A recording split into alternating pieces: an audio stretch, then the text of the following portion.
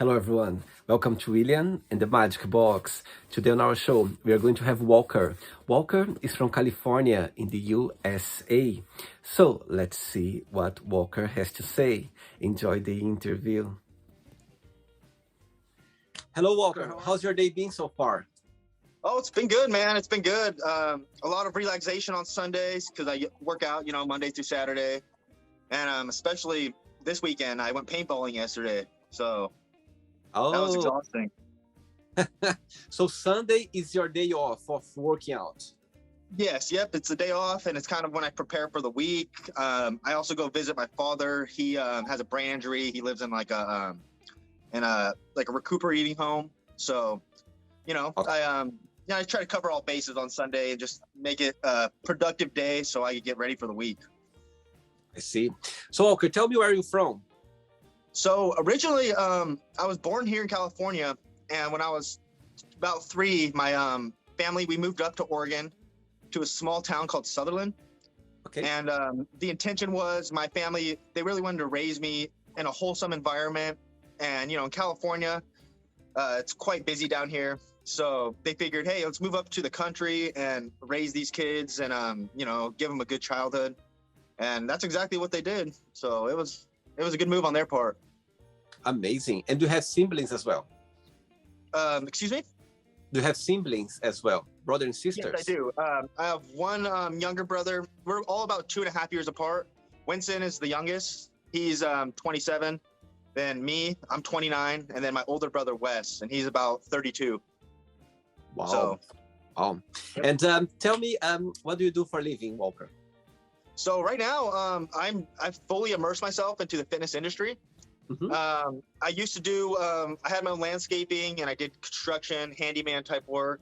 And shortly after really getting into working out, I realized it's exhausting to work an 8-hour day doing manual labor and then to go to the gym for another 3 hours. So what I did was one day my brother, he needed meal preps because his meal prep guy kind of fizzled out on him. So I was like, yeah, let me take over. I'll do it for you. And it ended up that every week he was paying me over $200. So I was like, hey, if I could get like 10 guys a week, that'd be great. So I switched over last May and just did full on meal prepping. And now it's going pretty good. So wow, that's kind of what I do. And then I also do like fitness modeling, a little bit of acting type stuff, but it's kind of all in the works right now. So amazing. So you are a bodybuilder as well? Yes, I am. Yeah. So I do classic physique. I'm in class A, so I'm 5'7", and I'm really trying to work hard to get that IFBB Pro card. So back in July 31st, I went to nationals. I ended up getting 9th, and I need to get 1st or 2nd in order to get my pro card. So I'm taking a long off season, and next year I'm going for it, man. Amazing. And how does it work? How is the journey to get this pro card? How does it work? So basically, you have to get 1st or 2nd in a regional show. Okay. So and then once you get placed in the regional show, 1st or 2nd, then you have to go to a national show, and that's where and at the national show, everybody there either got 1st or 2nd at the show they competed at. So it's a lot more competitive because it's the best of the best now. And then out of all of those guys, you have to get 1st or 2nd, and then you'll get your pro card. Oh, wow. And when you get this pro card, it's like a title. Yeah, yep. It's IFBB Pro. You're actually part of the organization now. And from that point on, now you're going to be doing pro shows. And that's when you level up. The competition is way more intense, but the rewards are way greater. You get actually cash, in some shows. And then everyone's goal, of course, is to go to Olympia. And that's like, the Super Bowl or like the Olympics, Oh, wow. For bodybuilding. Oh, wow. Yes, I was checking your profile a little bit and I was like, my goodness, it must be a lot of hard work to keep it up with the muscles, with your routine. Oh, it is, man. It's every day you got to just kind of restart yourself and just realize that, it's going to take a while. This is the kind of sport, things don't happen overnight. There are talented individuals with good genetics that do progress faster. But at the end of the day, man, you got to put in several years of hard work. There's no way around it. I see. And how long have you been in this journey for? So my first day was May 17th of 2019. That was when I was working a landscaping job, and I just quit with my old boss for remodeling. And my brother, he saw that I was kind of down, and he was already in the gym for a couple months. So he's like, hey, come to the gym with me, like you'll have a good time. And that was, I didn't look back ever since then. Oh, wow. So, amazing, amazing. Okay, yeah. Walker, are you ready to go on a beautiful journey through your memories in life and to share your point of views? Yes, absolutely, man. Amazing. Welcome to William and the Magic Box. So this is my best friend.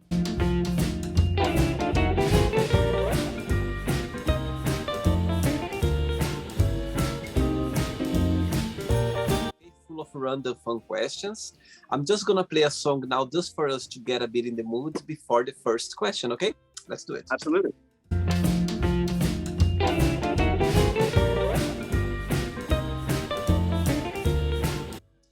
Okay, Walker, before we start the game, through the journey, if there is a question that you don't want to talk about for some reason, you don't want to answer, always can change, okay? It's all very friendly, okay? Okay, thank you. Let's go for the first question. As a child, have you ever stole anything, and how did it happen? Oh, man. So, yeah, I'll be completely transparent with you on this one. So like I told you, I lived in Oregon, right?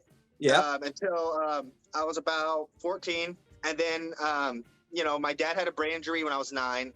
So right about 14, my mom kind of had enough of taking care of all of me and my brothers and my dad on such a low income. So I actually got adopted by my grandparents.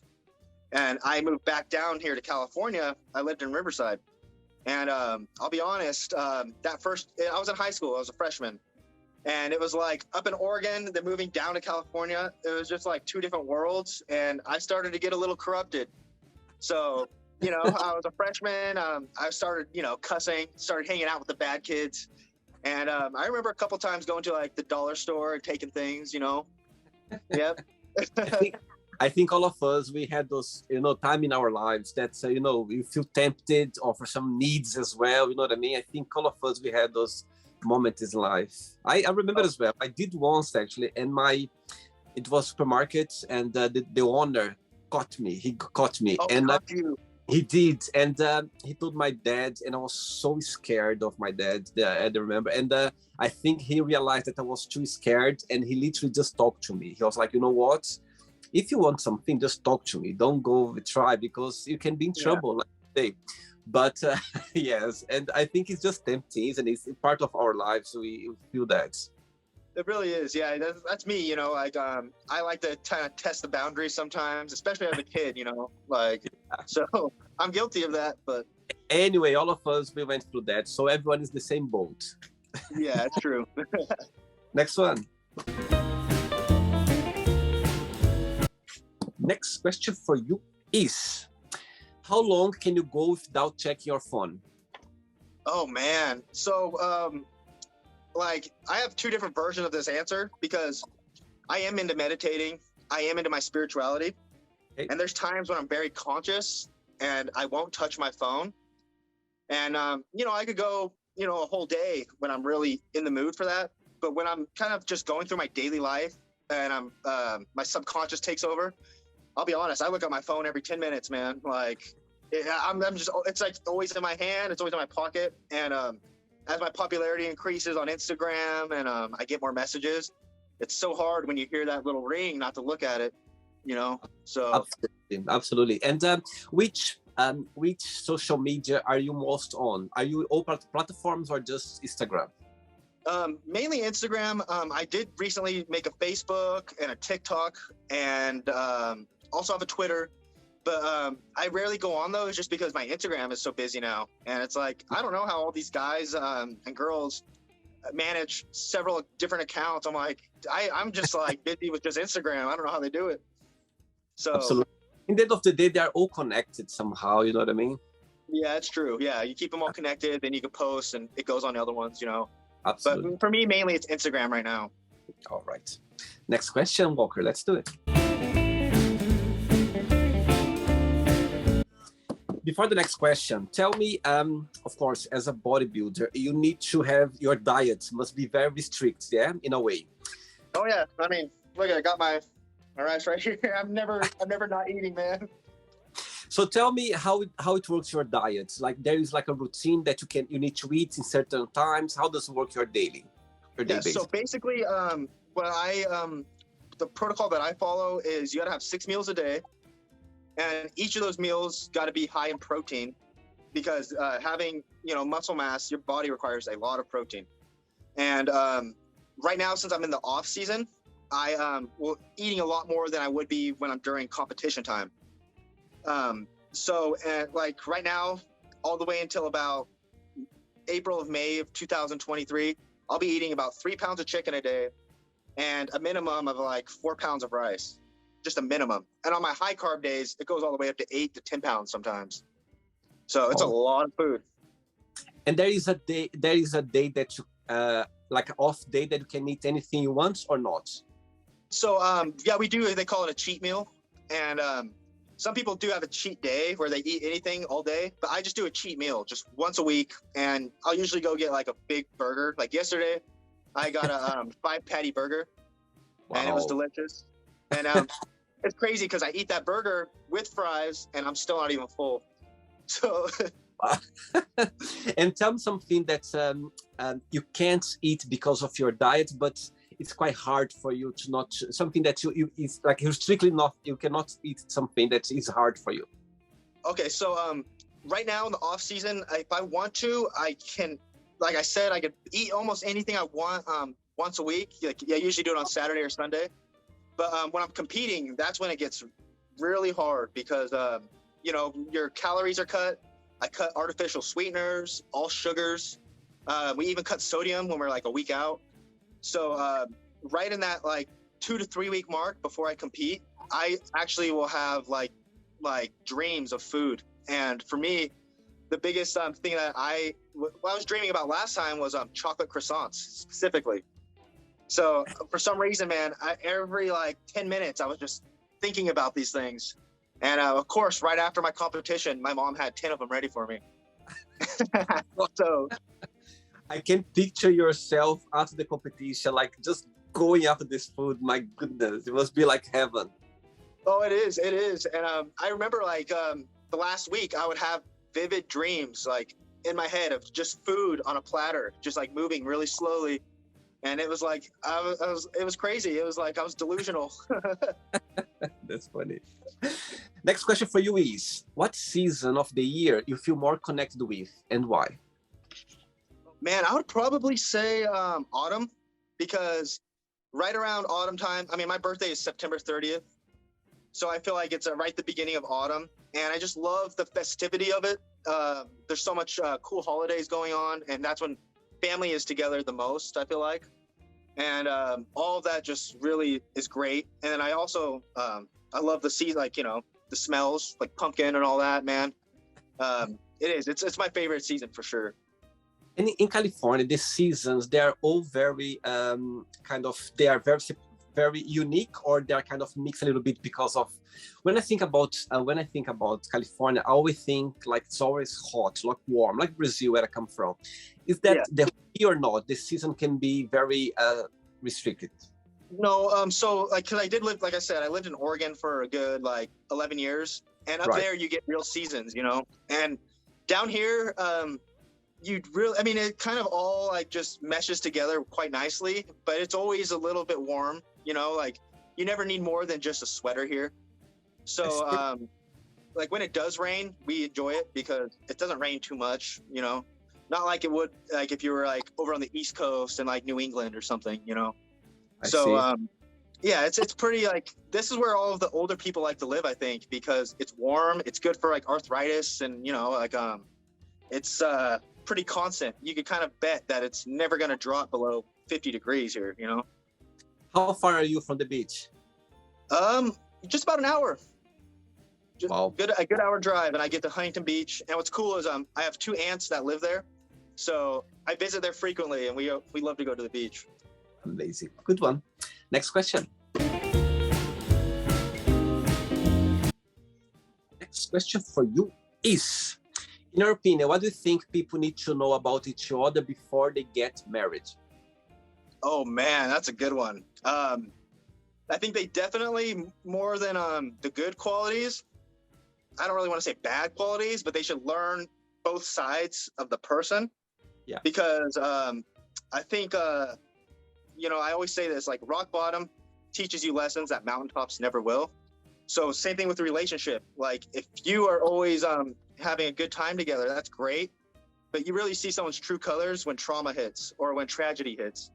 And for myself know that. And I think that it's a good thing for couples to truly know themselves and know how the other one reacts when things aren't going quite well, because that's when you really need each other. And that's when you really got to persevere through things, because it's not always going to be, the golden era for your relationship, So I think that's really important. And also knowing the family members as well, because that could really take into effect as far as, like how are you going to dictate which house you go to, or, how invested are the parents into the relationship. So, both those things I think are really important. Absolutely. I think as well, they must spend some time living together before giving this step, because you just see these little habits living together. Do you know what I mean? Yes. Because sometimes if you live in separated house, of course, you live together sometimes, you spend some time together, but you're just going to see those little habits spending like 24 hours or like for a long while together. So you can see those little things that you don't see every single day. Exactly. Yeah, the little quirks. Yeah, little quirks. Absolutely. Next one. Let's do it. Walker, before the next one, as today is a remarkable day, 9/11, my goodness. It's a day that I think the whole world, you know what I mean? Like, I remember the day when it happened. For you, as an American, tell me the date. Remember the day when it happened, and where were you? What you were doing at the time, if you can remember? Oh, I remember that day so clear. September 11th is 2001, right? Yeah. I remember I was in third grade, and so like my mom, she would wake up a good like hour or two before us kids, and she would kind of have breakfast ready. She'd have the TV going. And I remember that morning she came into my room and she goes, "Walker, you got to come see this on TV." She's like, "I can't believe what's going on." And she sat me down on the couch. She brought me my breakfast, and we were all watching on TV this horrible event. And for a minute, we thought it was like a new movie that was coming out, or like some sci-fi thing, because we couldn't believe that this was happening in real life, in real time. And I remember, it was tragic. I remember seeing people jumping off, and my mom was crying, and then I had to go to school, and then it was on TV in the classroom, and we just watched, and I was kind of just at a loss of words. It was I was only in third grade, so it was almost too much for me to absorb. Of course. But, I felt like I was like, what's going to happen next? It scared me. Absolutely. Yes, I remember I was back in Brazil, was actually 6 months before I moved to Europe, to Portugal. And yes, I remember I was at home, and I was living with two flatmates, two friends of mine. And I was at home, I was kind of sleeping, and this friend came to my bedroom and said, "William, come here, there's something happened on TV, and I think it's very serious." And I was like, "Oh, really?" And when the second plane went through, and she started screaming, that, "My goodness," as you said, it looked like a movie, like a Hollywood movie, because it was so real. It's yeah, I think the words, it's a different word since that date. You know what I mean? Totally. It changed the word. It did, yeah, but I felt like there was a shift ever since that happened. Absolutely. Next question for you is, where are you planning to go for your next vacation? Oh man, honestly, I haven't really even thought about that because I'm so busy into my bodybuilding. But truly, where I would like to go is somewhere like tropical, like Hawaii. I think that would just be pretty cool, because I see a lot of my friends lately, they've been going there, and I'm just like, they all look like they're having such a good time. I think Hawaii would be a cool place. And how far? Are you far away from Hawaii, or is quite close? I would have to take a plane. I think it's about a 10-hour plane ride. So, it's pretty significant. For sure. So, next one. Let's do it. Next question for you is, right, good question. Which question you'd like to be asked? Oh, which question do I like to be asked? Yeah. I like when people ask me how I'm doing, because it shows that they're actually interested in who I am as a person, and like they actually want to hear about it. I love it when people ask me every day, like, "Oh, how are you? How have things been?" Amazing. And you come across a very positive person, full of good energy. You always been like that, or sometimes you have your down days that you don't feel like talking, or you know what I mean, a different mood? I do, but how would I say it? From all that I've been through, I feel like I have a obligation to my community, and even if I do feel like I'm feeling terrible, I try my best never to take it out on people, never to dump my trash on my fellow peers, because I do see that with other individuals, and it's like I see it as weakness, where you can't really control how you treat other people.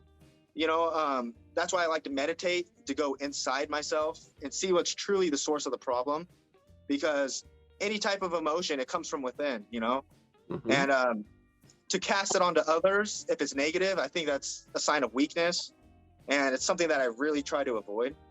But to be honest with you, I wasn't always into fitness. In my mid-20s, I went through a dark period where I was heavily addicted to drugs, and it was just it was after I graduated college, and I just got in the wrong crowd, and I kind of was heartbroken from a long relationship that I had, and it was just a perfect recipe to get me down in the, down there with the lows. And I'll be honest, back then my state of mind was not in a good place.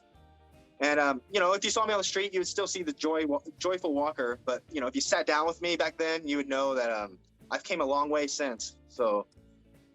Wow, thanks for sharing that, Walker. And saying that, when you look back through those dark moments, challenge moments in your life, what was the positive message that you learned from out of that challenge journey? Oh, so that's what people always ask me, like, if you could take it back, would you? And I wouldn't. I'm happy I went through that, because what it did is it taught me empathy for other people, because a lot of people that are very successful, they kind of and they don't mean to, but sometimes they look down on people who are just struggling, and from my experience now, I have respect for everybody, because I know everybody has a story, and they're maybe at different chapters of their life, and everybody deep down, they mean well, no matter what situation they're in. It's just it's just, life can be hard, and I'm really happy that I have learned that, because this world needs a lot of love these days, man. So I try to be there and understand and listen, because the people that are on the streets, like, a lot of people just look at them as like bad people. There's so much more to their story than just that. It's so interesting saying that, Walker, because it makes so sense. Sometimes you just understand the most vulnerable people when you've been there already, when you've been there in their shoes. Yeah. You know what I mean? Because that's why, because sometimes if you don't, you can be empathic, you can understand, you can go like, okay, I understand, but when you go through their shoes, you know exactly what they are going through. And sometimes you see people, most vulnerable people, like maybe, like homeless, and sometimes you go like, my goodness, they could get a job, they could do something, but it's not like that. You don't know what they're going through. You don't know what's going on in their mind. Sometimes just because we feel strong that, okay, I can manage that, I can get a job, but it doesn't mean that the person has the same strength as you. You know what I mean? Exactly. Yep. So sometimes you need to be compassionate and understand as well. You know what I mean? If the person is there, it's for a reason. It could be anything. Maybe could be something easy for us to deal with, but for them, it could be something quite difficult to deal with. Absolutely, yeah. And one of my favorite quotes that ties into this perfectly is Mother Teresa, and she said, "Every day I see Jesus Christ in all of his distressing forms." So it's like, and that's coming from Mother Teresa, one of the greatest saints, and so like when you see people, it's like you got to look deeper than just what's on the surface, because we all have a story. And I must say that as well. I remember when I was a teenager, when I was younger, I remember seeing, homeless, and I was questioning myself. I was like, my goodness, I see those people there, and I could see some of them, they were kind of healthy, you know what I mean, with good health. I was asking myself why they cannot find a job or something. I could understand. And nowadays, as grown up, I can see, of course, it's not like that. Sometimes you can see the person there looks good, have a good health, but you don't know what's going on in their minds. You don't know what they went through. Could be something, you know what I mean, a drastic moment in their family that they couldn't deal with, and they decide, or there was only option is to be there. Do you know what I mean? Absolutely. So yeah, and I had so many guests on the show as well, like you, that went through a hard time, dark periods, and now they are, spreading good energy and understanding and compassion as well. Because when you are there, you can tell afterwards how it is to be there. You know what I mean? How it is to be in that situation. It's true, and like I said, I think I said it already once, but it's true. Like rock bottom teaches you things mountaintops never will, and like I'm proud of what I've gone through and where I am today. That's for sure. Absolutely. And of course, you can help people. I'm sure you're talking about that. You can be helping so many people out there that they need maybe to listen to that and to understand more a bit, you know what I mean, that situation. Yes, absolutely. Yeah, because there's a lot of people hungry for that inspiration, motivation, and compassion. Yeah. Absolutely. Ready for another question? Absolutely. Yes, sir. Let's do it. Next question for you, Walker. Let's go. Right. If someone gave you an envelope, to you, with your death date inside of it, would you open it or not? And why? Oh man, that's a good question. Let me think here about that. Would I open it or not? I probably would. I probably would open it because from all that I've been through, I actually have had 2 near-death experiences. And from that, I could truthfully say I'm not afraid. I'm not afraid of passing. And recently, April 10th, my cousin passed away. I actually found him. And since then, it's only been 4 or 5 months. And, that whole aspect of the afterlife, what happens after this, to me, it's become so interesting. And it's not something that I would avoid, to be honest. And, if I knew the actual date, I feel like I would be able to prepare for it better, I guess, and not be afraid and just live my life to the fullest. And I probably would tell my family, like, look, this is how much time I have, so let's make the most of it, Oh my God, you are so brave. I would feel very tempted to open, but I think I wouldn't. I think I would be too scared.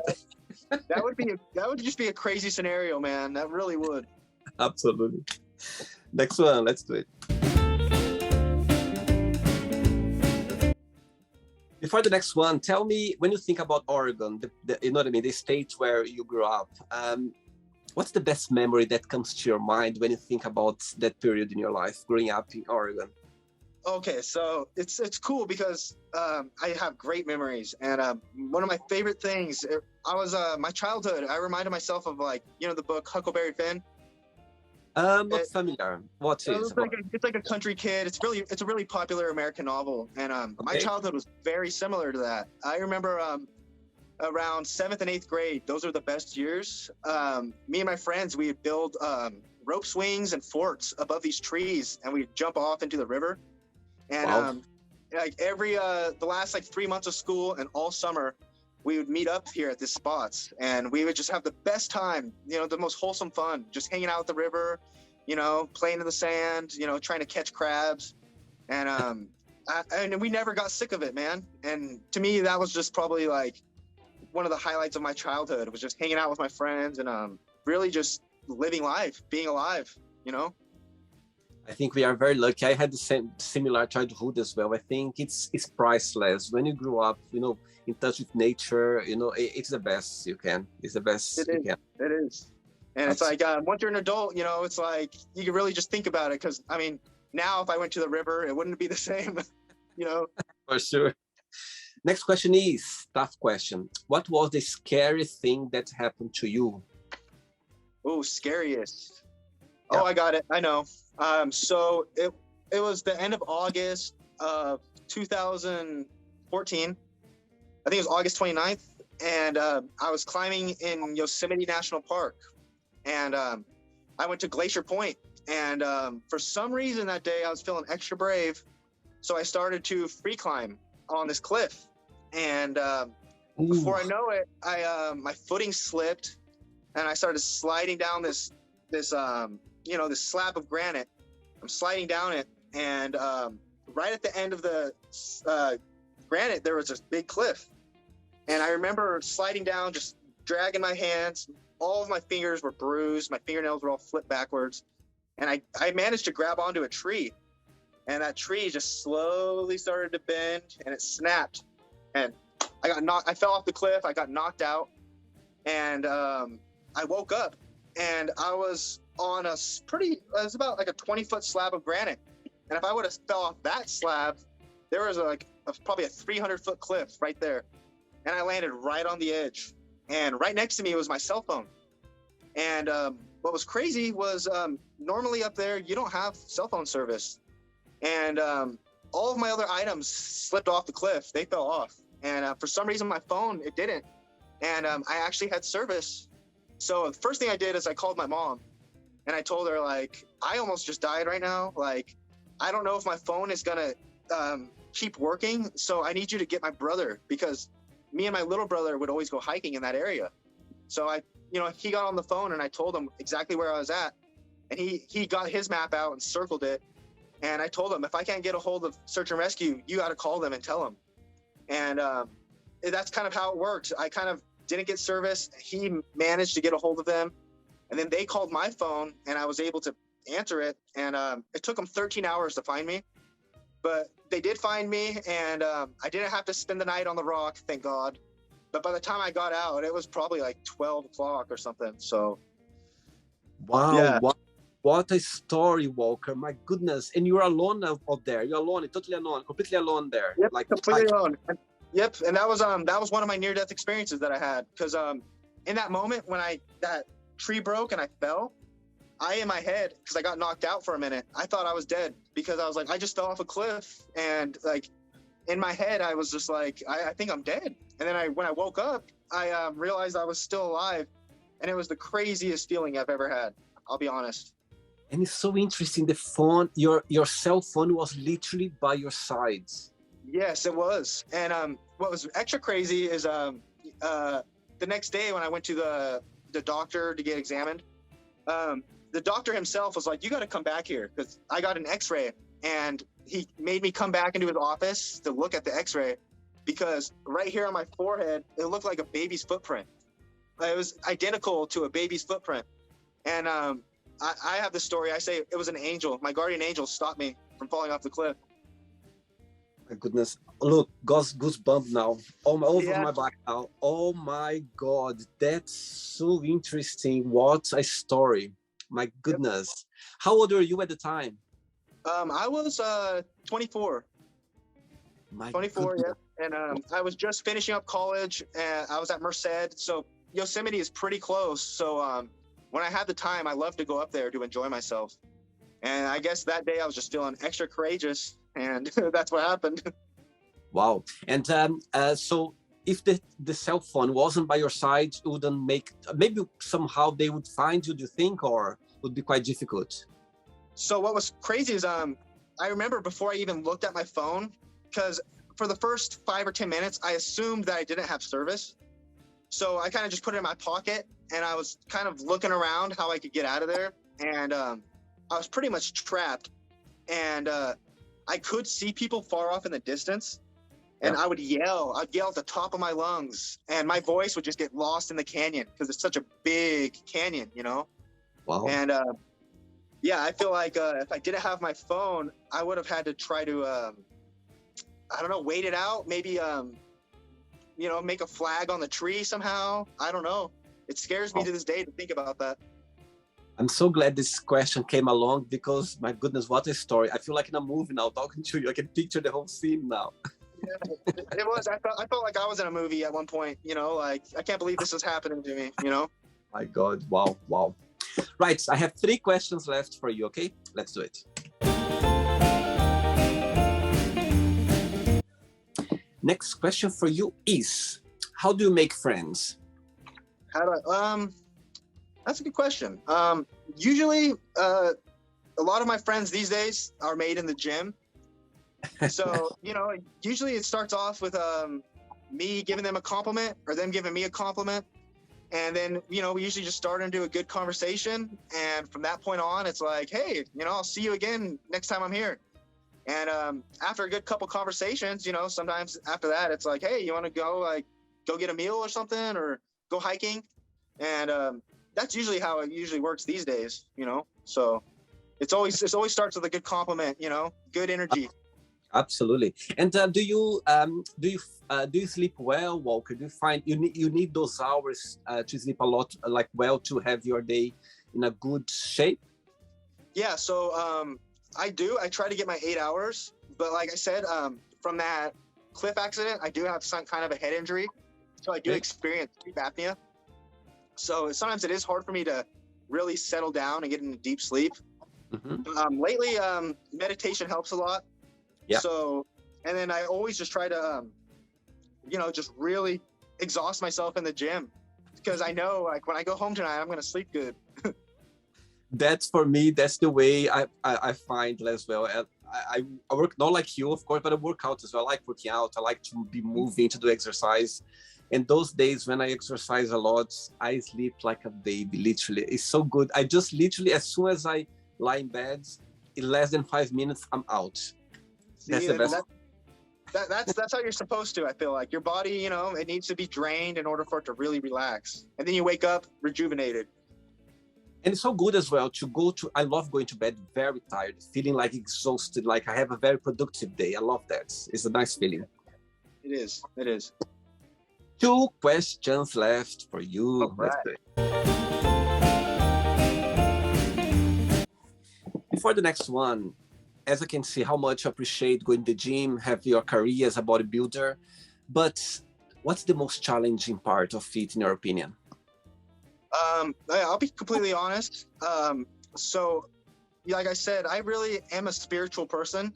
Mm-hmm. And unfortunately in the fitness industry, a lot of it is, a lot of people are very ego driven.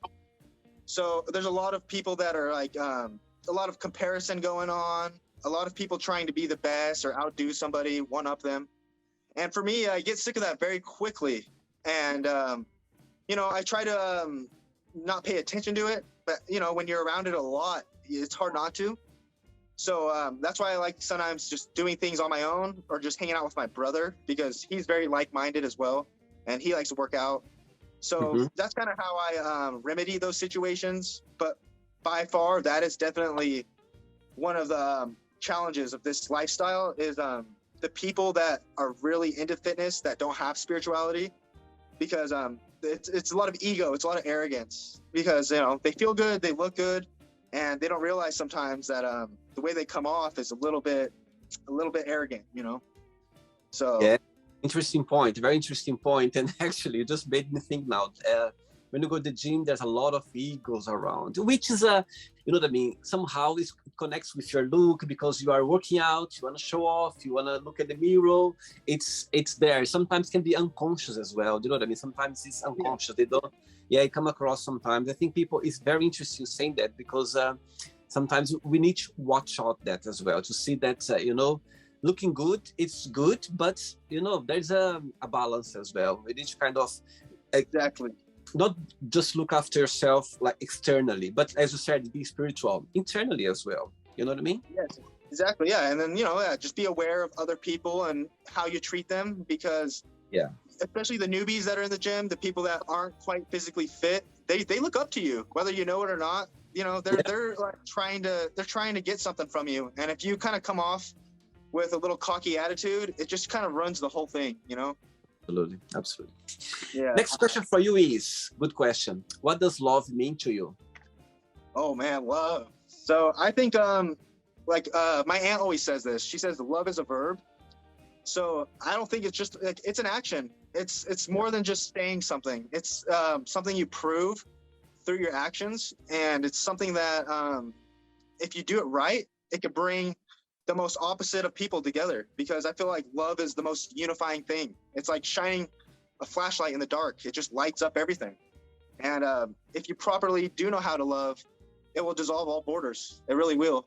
And in this world, I think right now humanity's suffering a lot, and I feel like that would be one solution: is people do just kind of take a step back and learn to coexist. And through that, it's like love one another. You know? Do you believe that there are different kinds of love? I do. I believe like there's intimate love you have. You know, that's usually what you share with your significant other. And then I believe in familial love, which is what you have for your family. Because even if you have the craziest argument with your brother or sister or your aunt, you're gonna mend that. You know, more than likely you're gonna mend that. And then the third type of love I think is more like friendship type love, where you know you have a friend and you can't wait to hang out with them and make that joke, and you know just hit it off from where you were at last time. And I feel like those three types of love are kind of the main types, you know. So absolutely, all of them, they come from good place. You know what I mean? All of them. Yes, they do. Ready for the last one? Yes, sir. Yep, let's go. Let's do it. But before the last question, people watch the interview right now. Would you like to start a career as a bodybuilder, or you know what I mean, or start the journey as a bodybuilder? What would be your best piece of advice? I would say goes back to love. You got to really love yourself. One thing I learned when I was getting sober in recovery, it's really hard to do, but because a lot of people, they don't have too much love for themselves. So my counselor would say, look in the mirror and look in your eyes and say, I love you. And do that like 10 times. And that's something I would say practice appreciating yourself, because it's not about the end destination. It's about the journey. And throughout the journey, you know, you're going to have several different chapters, and some are going to be hard. Some are going to be fun. Some are going to be challenging, you know, and the best thing you could do is take it one day at a time. And I always say, just be better than yesterday. You don't have to be this great person. Just try to be a little better than yesterday. And if you make those small improvements in 2 or 3 years, you'll be a different human being. You know? And just adding to this beautiful thing that's just said now. I was going to work a few years ago, and there was a little phrase that it stuck to my head. It's gonna be forever in my head. When you wake up in the morning, look in the mirror, smile to yourself. Believe me, it's gonna give a big impact in your life. It's something so simple, but smile. It's like you said, tell that you love you, but at the same time, give a smile to yourself. And this smile is gonna be open a lot of doors. It makes all sense. So simple, but it's huge. It's massive. It's true. Because I feel like, like when you really start to harness your self-love, you start to realize you don't take things as personal either. When people, you know, maybe give you a dirty look, or, you know, you're in a situation that you feel like you're kind of attacked, you understand that was their problem. It's not your problem. And I think that's huge. Absolutely. Last question for you is, what is the nicest thing a family member has ever done for you? Oh man. I think it would probably be my aunt's helping me go to college, because I remember that summer, I always was pretty intelligent. I always had a 4.0 in high school. And that summer, I really wasn't set on going to college, but my aunts were like, come on, like, look you have a great GPA, and there's all these colleges that want you to attend. So my aunt sat down with me, and she was like, let's figure out where you want to go, and I'm going to help you go. And in those 2 months of summer, I remember I shifted from not wanting to go to actually going. And if it wasn't for that push, I probably would have never got educated with a college degree. And because going to college, it helped me grow up, you know, because I went to a college, I was 6 hours away from my house. So, you know, I had to grow up. I lived on my own, and just learned what it meant to be an adult. And I thank my aunts for pushing me for that. What's her name? Aunt Pam and Aunt Donna. He's very proud of you forever. You always will be. Yes, I sure am. Right, it's not the end yet. Let's play now the word association game, okay? I'm going to give away some words. Just tell one word that comes to your mind. Quick thinking, okay? Okay. So, I hope you are enjoying the interview. Before we do the word association game, don't forget to give a like, don't forget to share this video, and also don't forget to subscribe to our channel. Just click on the button right there. Thank you so much and enjoy the word association game. One word for family. Love. Money. Compensation. Okay. One word for love. Peace. Life. Abundance. How about sex? Connection. Politics. Man, politics. That's a good one. I would say being diplomatic. Okay. Religion. Spirituality. One word for fear. Darkness. Friendship. Camaraderie. Desire. Passion. Regrets.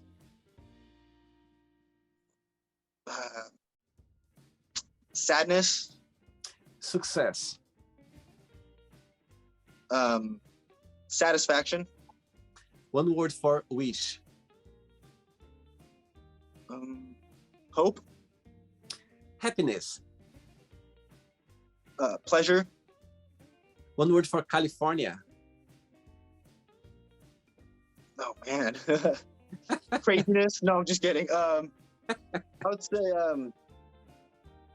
man, California, let me think about that. Diversity. I'd say diversity. One word for Oregon. Homeland. One word for USA.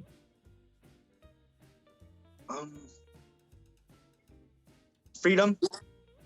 One word for fitness. Ooh, like self-elevating, I would say. The last one now, bodybuilder, one word.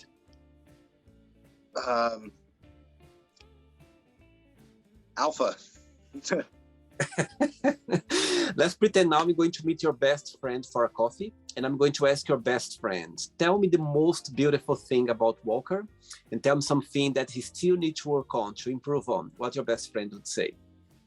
Okay, I would think the best thing I would say is I'm very honest.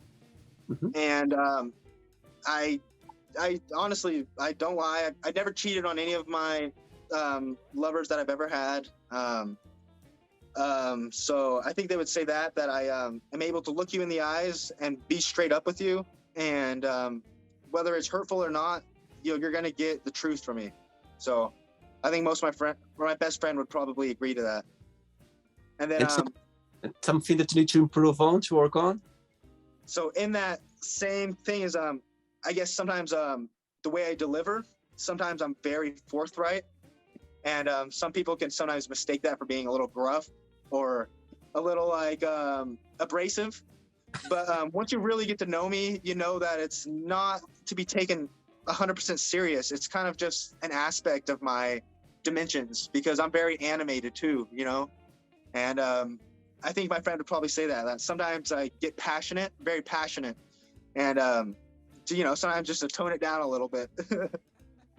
It comes from a good place, so it's good. It comes from a good place. Yes, it does. It all comes from a good place. So, right, let's play now Walker and the Magic Box, and you can ask me a question. Okay, Walker from California, you can ask me a question now. Okay, so with everything going on in the world right now, we're all so connected, but we're also so disconnected. In many ways, it's almost like a paradox. So what would be one simple solution, you think, to remedy this, I would say kind of like the social media world that we're heading into? How can we learn to coexist better and become more connected to one another? Love the question. I think, Walker, as we already touched a little bit in this topic, for me, it's like what I think that the words people would be more connected somehow, if we be more understanding, if we be able to put ourselves in other people's shoes, you know what I mean? I understand sometimes when someone attacks you for some reason, someone says something said to you that you're not expecting. As you said as well, you said sometimes try to realize that maybe it's not your problem, it's their problem sometimes. Maybe they just need to, to come down in somebody, and it happened to be you, you know what I mean? And sometimes listen to the situation, try to see the situation, don't attack straight away the same way this person kind of direct to you. So try to understand. Maybe I know it's difficult because you're not expecting, and when it happens you just get blind, you just don't see anything. Try to understand why this person maybe treat you this way, or why this person maybe just said something that you didn't like it, or maybe you thought that was direct to you. So I think sometimes it's just for us to be more understanding about things. Sometimes if you be, I know, again, repeating, sometimes we feel hurt, of course. We are hurt, we feel sad, we feel, you know what I mean? We shouldn't be attacked this way, but try to understand maybe why this person told me that, why this person came down on me for this reason. I haven't done anything, but okay, let me try to work it out. Let me ask this person maybe next day or something, or try to understand. I think if we, all of us, including myself, if we could be more understanding about situations, you know what I mean? Give opportunity as well. Give an opportunity for the person. Like, okay, so let me see why this is happening, why things are going this direction. Instead of you question the person, sometimes question yourself as well. Why I'm feeling this way? As you said before, it sometimes can be the person's problem, not your problem. But if you felt affected for some reason, ask yourself, talk to yourself, be more understanding, try to be more clear as well. And sometimes as well, you know what I mean? I heard once that every day, the only people that we need to kind of, you know what I mean, not judge, but try to impose something to ourselves, because we need to try to be a better person every single day. Not my colleague, my fellow colleague, or the person who I never met, or someone that did something wrong. It's okay. People, they have their rights as well to do mistakes, to speak something that you're not expecting. But try to work on yourself, like try to be a better person, and not just that, more understanding as well. I think the world will be more connected if people be more understanding. If all of us could understanding, put ourselves in situations that we never been before, or you don't know how to deal with, or why I get upset if I've been in this situation. Try to understand things in a bigger picture. You know what I mean? I think that's that people, they were connected somehow because they would be more understanding about each other. You know what I mean? So that's how I think that's how people, all of us, we get, because of course it's a lot of personalities involved, egos, as you said about egos, personalities. People, we have down days, we have bad days as well. Sometimes we go to work, you think, my goodness, today is not a good day, you know what I mean? So all of us, we have those moments as well.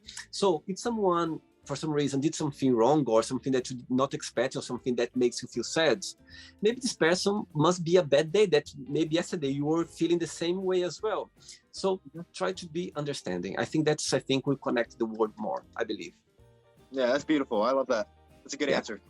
Yeah, and include ourselves. I think with social media, things are very quick, you know what I mean? Everything goes so fast. Sometimes we need to slow down a little bit, and live the moment, you know what I mean? Live the moment, laugh about things, you know what I mean?